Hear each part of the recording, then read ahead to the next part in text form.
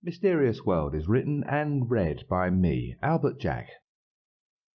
Chapter 1. Who really makes crop circles? Where do they come from?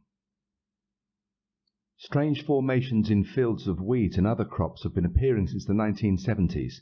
Are they made by aliens parking their spaceships, or is there an explanation far more down to earth?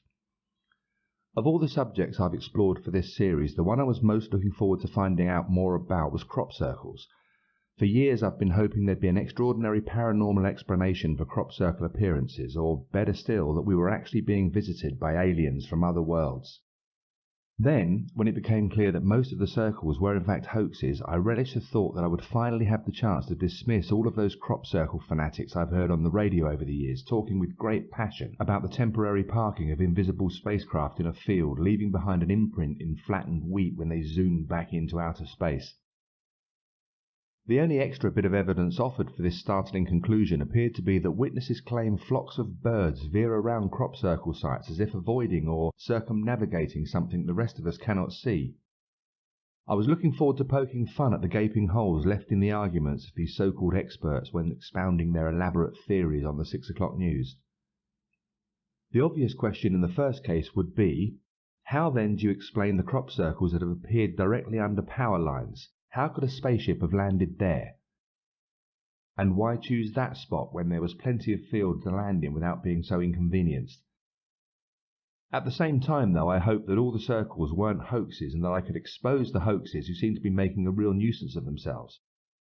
But having studied the evidence and looked at the extreme lengths to which some of the hoaxers are prepared to go, I'm no longer sure I can. The very first recorded example of a crop circle is a woodcut dated 1678 and entitled The Mowing Devil, or Strange News out of Hertfordshire. It depicts the devil cutting out a pattern in a field of wheat using a scythe. The text explains that the greedy farmer had refused to pay a reasonable fee for the workers for the harvest that year, and announced he would rather have the devil do the work instead. The following morning he woke to find Old Nick had done just that, and the farmer became too scared to enter the field ever again, and so the harvest and his livelihood were lost. However, crop circles didn't come back to the public attention until 3 centuries later, during the late 1970s. Their relatively sudden appearance caused a sensation as the British press fought each other for the best photographs. Keen to get ahead of the trend, several of the newspapers began employing circle makers of their own to create ever more elaborate patterns throughout the countryside and, in the process, obviously guaranteeing themselves the first and best pictures of this mysterious new phenomenon sweeping the land.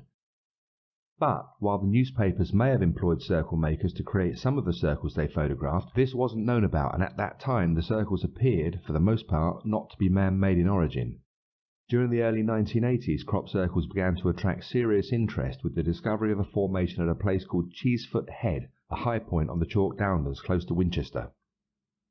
Here, a circle 52 feet in diameter was flanked by 2 others exactly half the size, symmetrically placed north and south of the larger circle. The perfect spiralling of the flattened straw and the precision placement of the formation proved very difficult to explain at the time, scientifically or otherwise. Other formations soon began to appear in wheat, grass, rapeseed oil and many other crops. Expert researchers started to study the designs and began to believe that individually or collectively they amounted to coded messages or directions to something as yet unknown. These were being transmitted, they said, by intelligent beings, also as yet unknown. Other physical features were pointed out, such as the way a circle was aligned with the sun or the moon, leading to the idea that supernatural forces were at work across the English countryside. It seemed that such mathematically precise formations, especially the increasing complicated circles that were emerging by the late 1980s, were not, and never could be, the work of man himself. Then, in 1991, 2 elderly landscape artists, Dave Chorley and Doug Bauer, fired an arrow directly into the heart of the ever-growing Crop Circle fan club. They went public and admitted they'd been making them by hand since the 1970s after reading about the famous so-called saucer nests, impressions left in the crops that had appeared down in Australia. By the time they retired from the business, Doug and Dave had successfully completed over 250 crop circles across southern England. Doug and Dave's inspiration had been a collection of 7 circles left in the wheat fields near Bordertown, Australia. Predating these and providing the original source of inspiration for all the modern-day crop circles that followed was the Tully saucer nest, which appeared on the 19th of January in 1966 on a piece of land at Horseshoe Lagoon near Tully, north of Queensland. After the fruits of Doug and Dave's labours in Hampshire and Wiltshire began to attract public attention, a veritable epidemic began to spread. Crop circles popped up everywhere. Each was immediately studied by experts who either dismissed it as a hoax or accepted it as genuine, that is, not created by man. Artists then started competing to confound these so-called experts by having one of their circles proved as genuine. That was the highest accolade, albeit hugely ironic that for a circle to be good enough to be considered genuine implied that no artist had been involved in its creation. And this was a form of art after all, even if the medium was rather avant-garde during the 1980s and 1990s. But it is on a par with cutting a cow in half, preserving it in formaldehyde and displaying it in the Tate Modern. Hey, it's all art, isn't it? Not according to the scientists and the followers of the growing crop circle community it wasn't. It was deception, and it continually interrupted their serious research in what appeared to be a brand new type of paranormal activity. As their resentment grew, so the work of the circle makers became increasingly elaborate. As soon as one design was considered too intricate for humans to create, therefore deemed genuine, another one would appear that was even more complicated. And the probably cashing in stories from farmers about the strange lights and howling animals deepened the mystery, as did apparent reports of military helicopters hovering around circle sites in the dead of night. One crop circle appeared in a field close to Stonehenge, the spiritual home of the Druids, shortly before the summer solstice of 1996. Predictably enough, that day, falling on or around the 21st of June, is Stonehenge's busiest day of the year, and in 1996 it was even busier. The nation's great unwashed descended in force to appreciate this new mysterious formation, and then spent ages analysing each bent stem of wheat, taking electromagnetic recordings of earth samples and recording detailed cross-measurements of the circle. The press arrived in their helicopters, and the photographs of this circle appeared on television and in every newspaper. When the crop circle experts began to turn up in their anorak-clad droves, the farmer then erected a shed and charged an entry fee to his field to help compensate for the damage. By the end it was estimated he had collected over £30,000. A good day's work indeed, when set against £150 worth of damaged wheat. That'll be treble gin and tonics all round, please, landlord, and keep an eye out for the taxman, Bob. Oh yes, crop circling had become big business. Small companies were offering gullible businessmen helicopter flights over crop circle formations. Bus tours were provided, hotels were always full in the vicinity of new designs, and local tradespeople benefit from the arrival of new enthusiasts every week, every month. Then there were the films, the books, the television documentaries, the radio programs, and not to mention the T-shirts and photograph collections that were all for sale. But there is a very good reason why those involved rarely own up to the deception, and that motive is not necessarily the taxman. The main reason is that, despite the open hostility between the crop circle believers, the hardcore, and the actual circle makers, the artists, usually in the direction of the circle makers, the two opposing factions are completely dependent upon each other because, as any artist will tell you, national publicity is hard to come by. And so, without the suggestion of unknown forces at work, very few people will take an interest in this new crop circle art on its own merit. So artists needed the myth makers to continue to be as vocal as possible every time a circle appeared. Equally, without the circle makers there would be no circles for otherwise bored individuals to fly over and photograph, or to take to the fields en masse with their measuring tapes and electronic devices for measuring unusual electrical activity. Static. Who knows? Something. They'll find it. In the debate of whether crop circles are man-made or whether created by supernatural forces of some kind, the balance of evidence tips very much towards the former. The circle makers have proved pretty conclusively that they are able to create these elaborate and complicated designs using relatively simple resources: string, planks of wood, plastic piping and a garden roller, in just a few hours. They have even been filmed doing it, but the believers, whilst accepting that some circles are man-made, still prefer to wonder why their mobile phones fail to work in crop circles, or why flattened wheat is less electrically charged than the wheat standing nearby. Any schoolboy with the basic understanding of physics could step forward and enlighten them by explaining that standing wheat will act like an aerial and attract the atmosphere's electromagnetic charge much better than flattened stems lying on the ground. Presumably that's why all your lightning conductors point upwards from the roof of your house and don't lie flat in the back garden. And what's more, my mobile phone doesn't seem to work anywhere in the countryside, let alone in the middle of a field. All the pseudoscience offered as solid evidence simply doesn't stand up to detailed cross-examination. Nothing has been suggested to prove that crop circles are made by anything other than man himself. There is absolutely no credible evidence of mysterious forces at work, and, as is always the case when it comes to proving such things, we will need to see a real alternative to the man in a cap with a plank of wood working at night theory. Don't expect many people to believe that ancient ruins lying underground are responsible, or mini-tornadoes, or plasma vortexes, or any other freak of nature, because if any of these could have created the circles, then it should be easy enough for scientists to prove, or at least to reconstruct under controlled conditions. But nobody ever has. Already I can hear the believers sharpening their tongues in order to dismiss me as a CIA plant, or perhaps I'm part of a wide-ranging government cover-up program denying the existence of extraterrestrial forces and/or denying the coded messages left in wheat fields by visitors from Mars. That is what crop circle believers usually do to vocal opponents of their mystic beliefs, and I'm already looking forward to discussing it. Because there is no tangible evidence of any intergalactical interference in any of our wheat fields, and the only slight piece of evidence ever offered always turns out to be a hoax, later admitted by the hoaxers themselves. Usually they are the very same circle makers proving to the world how easily fooled so-called experts are, and showing us exactly how they created them. In one such case from 1996, famously called the Oliver's Castle video, balls of light referred to by the experts as BOLs, were filmed floating across a field while a crop circle mysteriously appeared directly underneath them. The cameraman was heard to be whispering, "Wow, that's amazing."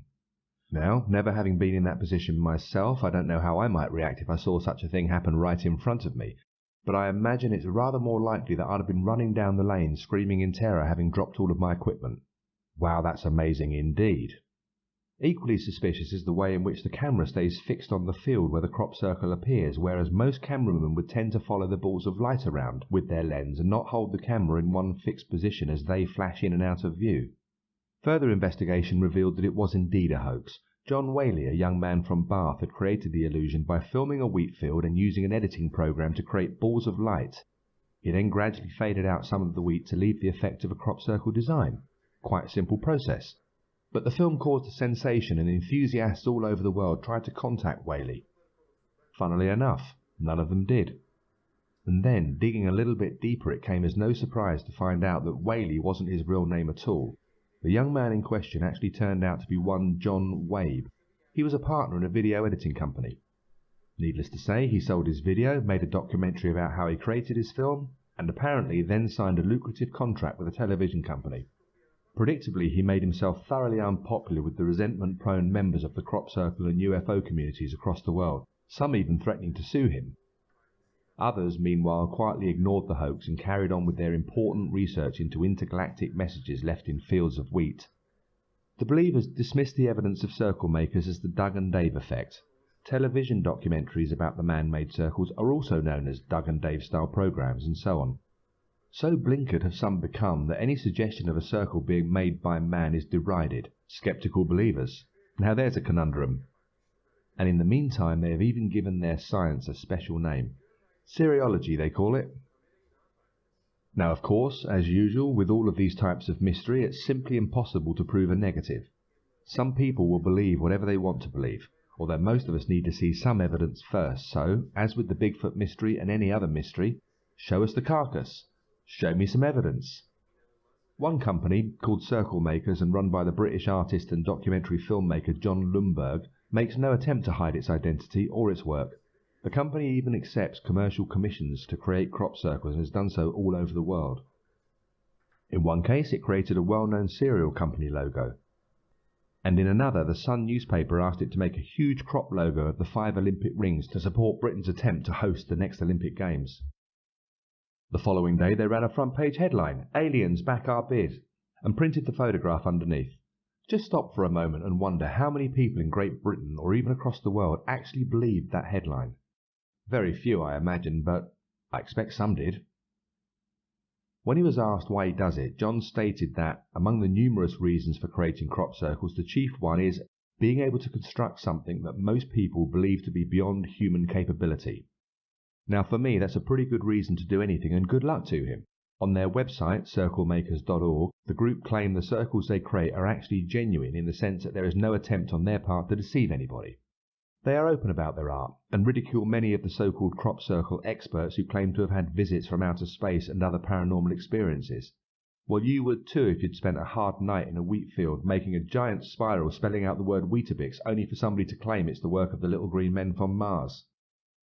So, of the many explanations for the sudden appearance of elaborate designs found in some fields of wheat ranging from the paranormal to the extraterrestrial, none of them have ever been supported by any genuine evidence, and therefore none of them can be as convincing as the most likely explanation of all: a man and a cat with some string and a plank of wood, and a flask of tea to keep him going, who is still continually dismissed by the Siriologists as a hoaxer. So, now I've kind of changed my mind. I began by believing the circle makers were a bloody nuisance and wanted to find out what, if anything, had created the circles they didn't. But instead, the only solid evidence I can find is that people have created all of them. So now I respect them for their art, for art's sake, and I hope crop circles continue to appear in more and more clever and elaborate forms, and some of them are very clever indeed. The meditation groups down in the southern England who sit there in crop circles contemplating whatever it is they contemplate can happily continue to do so as far as I'm concerned, although I think the artist should charge them a fee for it in future. Perhaps he or she could leave out a saucer for the money to be placed in, although on second thoughts maybe that will create even more confusion for some of these people. But for the many who dismiss the circle makers as publicity seekers and hoaxers, I have another idea. Imagine H.G. Wells's time machine, only from outside the machine rather than from inside it. In other words, we just happen to be walking past the site of the inventor's house as he flashes through our time zone and on his way to the year 30,000 or wherever.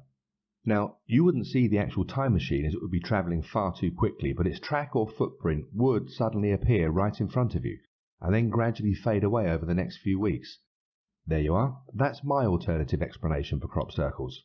Scientists of the distant future have managed to build time machines, and these are racing backwards and forwards through our own time zone, leaving the footprint of their time machines in our fields, where they are actually standing in a couple of thousand years' time. That would explain why birds fly around them too. Now, is that any more ridiculous than any of the other theories you've heard from the real experts? And I just made that up. For fun. But in the meantime, the two opposing groups should, in my humble opinion, try to get on with each other. The artists should be allowed to continue to create their art without having their cars vandalised by the believers. And the believers should be allowed to continue running around in fields, measuring bent wheat straws and taking soil samples without people like me making fun of them. And as to that, I really will try to restrain myself in future, but I can't promise anything. You can call me Doug or Dave from now on. This has been Crop Circles and Who Actually Makes Them from Albert Jack's Mysterious World, read to you by me, Albert Jack.